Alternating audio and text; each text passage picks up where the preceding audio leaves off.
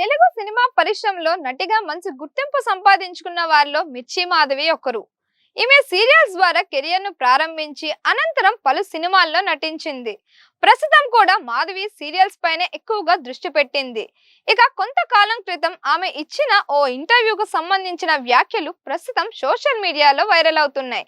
అందులో ఆమె తన కెరియర్ ప్రారంభ రోజుల్లో ఎదుర్కొన్న ఓ చేదు అనుభవాన్ని పంచుకుంది. మిర్చి మాధవి మాట్లాడుతూ, చాలా సంవత్సరాల క్రితం నేను చాలా అమాయకంగా, ఇన్నోసెంట్ గా ఉండేదాన్ని. సినిమా అవకాశాల కోసం ప్రయత్నిస్తున్న సమయంలో దిల్సుఖ్ నగర్ లో ఉన్న మా ఇంటికి ఒక వ్యక్తి తాను దర్శకుడు అని చెప్పి వచ్చాడు. ఆ సమయంలో ఇంట్లో నేను, మా అమ్మ, మా ఇంట్లో పనిచేసే అమ్మాయి మాత్రమే ఉన్నాం. ఆ సమయంలో నేను మామూలు చీర కట్టుకొని ఉండగా అతను ఇలాంటి చీర కట్టుకో అంటూ కొన్ని సలహాలు ఇవ్వడం ప్రారంభించాడు. దాంతోనే అతని ఉద్దేశం నాకు అర్థమైంది.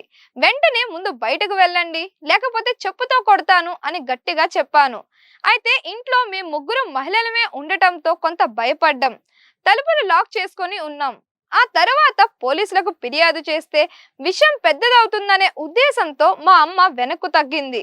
అలా కెరియర్ ప్రారంభంలో కొన్ని ఒడిదుడుకులను ఎదుర్కొన్నాను అని మిర్చి మాధవి ఇంటర్వ్యూలో చెప్పుకొచ్చింది.